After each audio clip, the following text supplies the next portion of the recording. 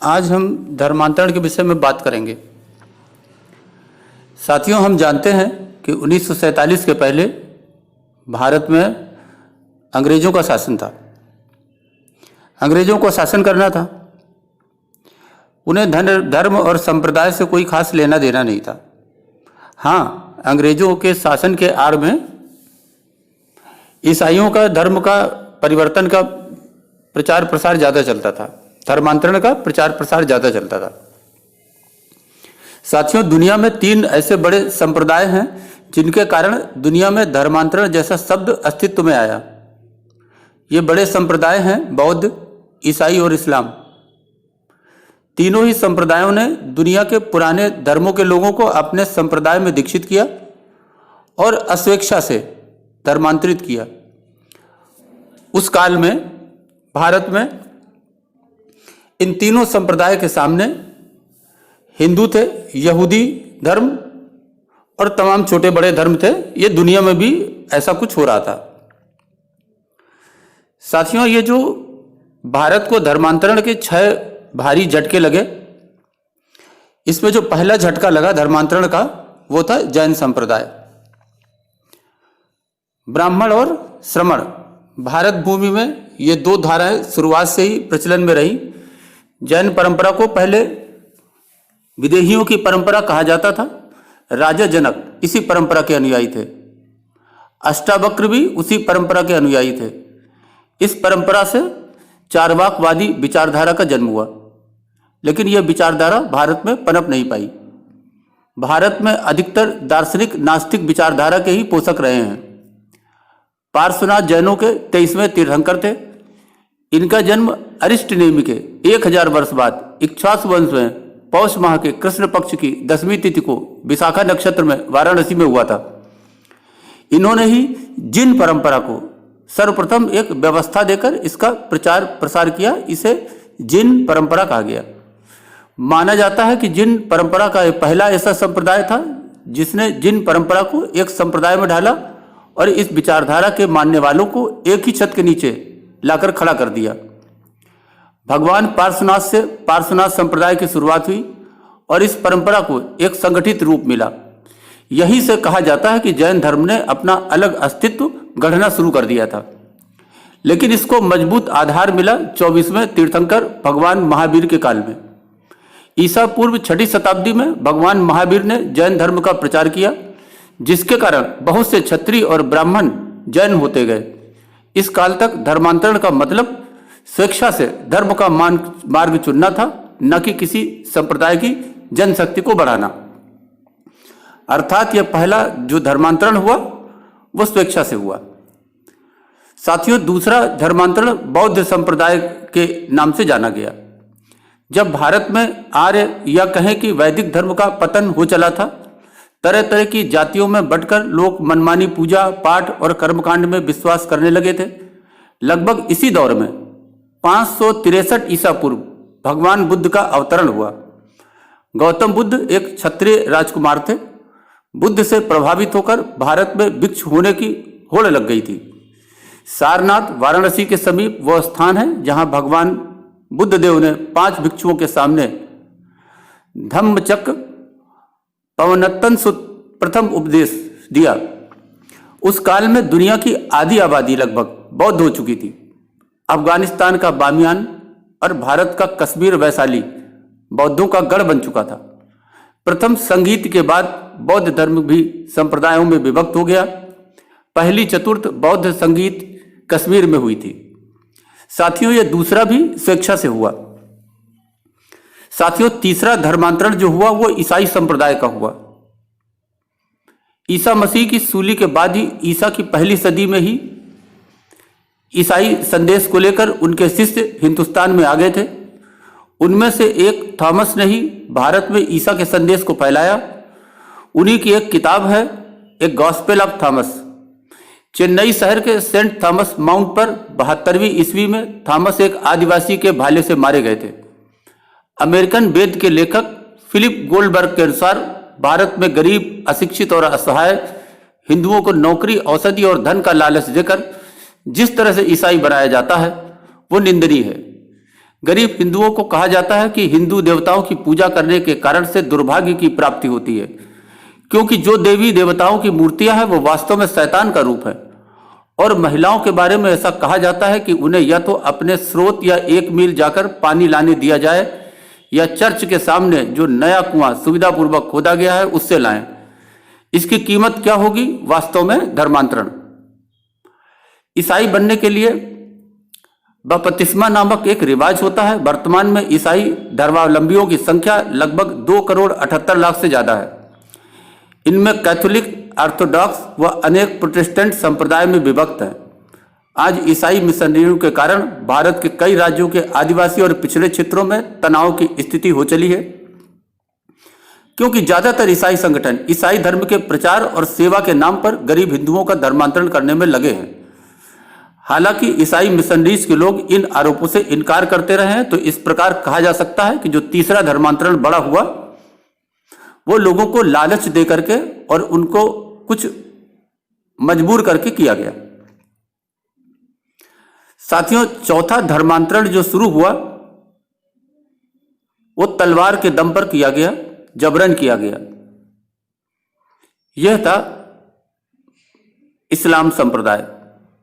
सर्वप्रथम अरब व्यापारियों के माध्यम से इस्लाम 7वीं शताब्दी में दक्षिण भारत में और सिंधु नदी के बंदरगाह पर आया। इसके पहले इस्लाम ने अफगानिस्तान, पहले जो भारत का हिस्सा था, के उत्तर में हिंदू शाही वंश पर हमला किया और भारतीय दीवार को तोड़ दिया था। 7वीं सदी में इस्लाम के केरल, बंगाल 2 प्रमुख केंद्र थे, जबकि पश्चिम भारत में अफगानिस्तान। इसके बाद 7वीं सदी में मोहम्मद बिन कासिम ने बड़े पैमाने पर कत्लेआम कर भारत के बहुत बड़े भूभाग पर कब्जा कर लिया, जहां से हिंदू जनता को पलायन करना पड़ा। जो हिंदू पलायन नहीं कर सके वो मुसलमान बना दिया गया या मारे गए। जिस भूभाग पर कब्जा किया था वो आज का आधा पाकिस्तान है, जो पहले कुरु पांचाल जनपद के अंतर्गत आता था। इसके बाद मुकम्मल तौर पर 12वीं सदी में इस्लाम ने पूर्ण रूप से भारत में प्रवेश कर लिया था। तुर्क, ईरानी, अफगानी और मुगल साम्राज्य के दौर में भारत में इस्लाम धर्म 2 तरीके से फला और फैला। पहला सूफी संतों के प्रचार प्रसार से और दूसरा मुस्लिम शासकों द्वारा किए गए दमन चक्र से। इस काल में मुगल शासन के अंतर्गत रहने वाले गैर मुस्लिमों पर तरह तरह के कर लगाए गए, जिनमें जजिया शामिल है।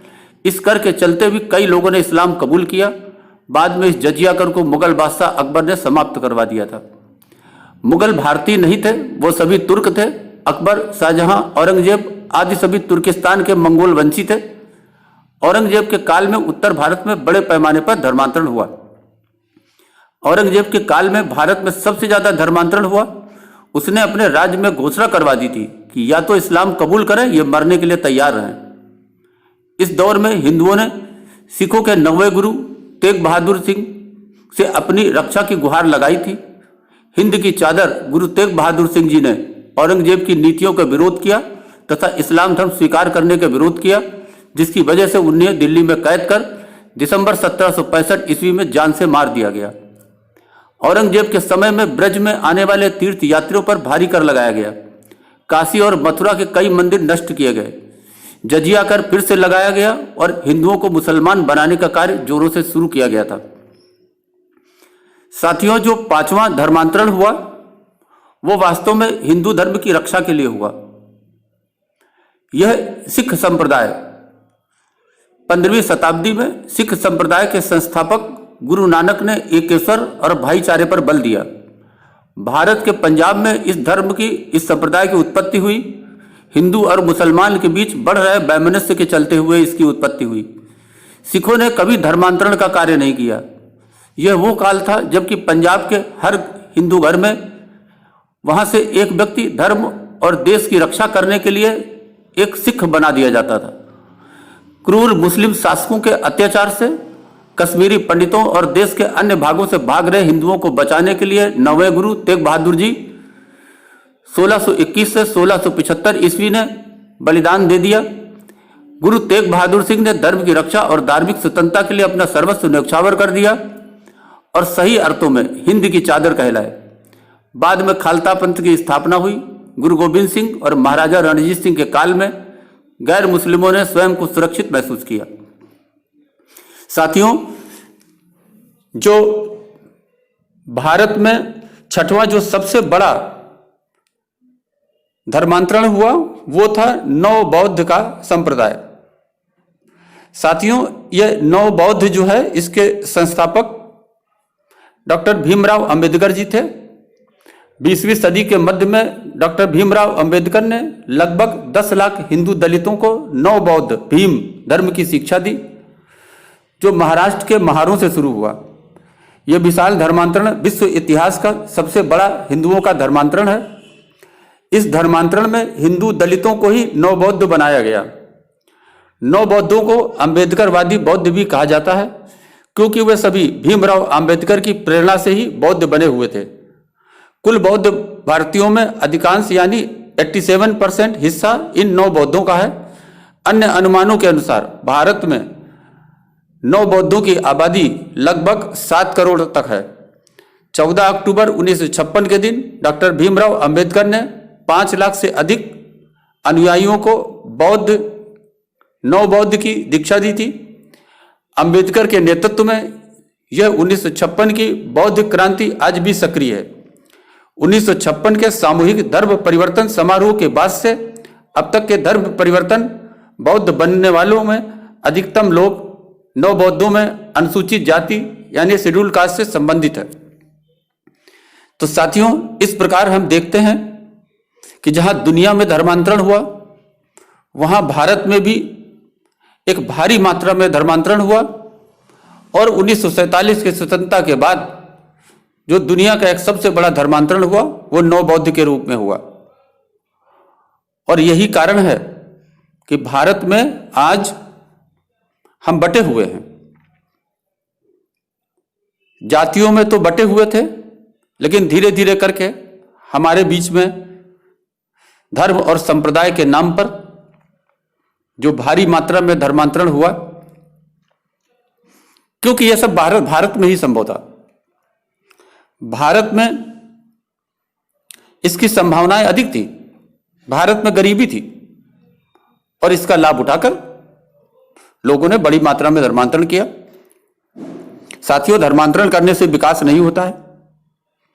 हम किसी भी धर्म में हों, अपने धर्म को माने और जाने, लेकिन उसके साथ इंसानियत को जोड़कर चलें, कट्टरवादी न बने और प्रेम भाईचारा के साथ जो हमारी इंडस वैली की सभ्यता है, जो हिंदुस्तान की सभ्यता है, जो इस धरती की सभ्यता है, इसको बनाए रखें।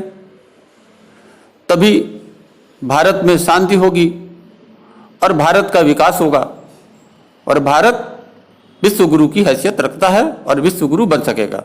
साथियों, अभी के लिए बस इतना ही। धन्यवाद।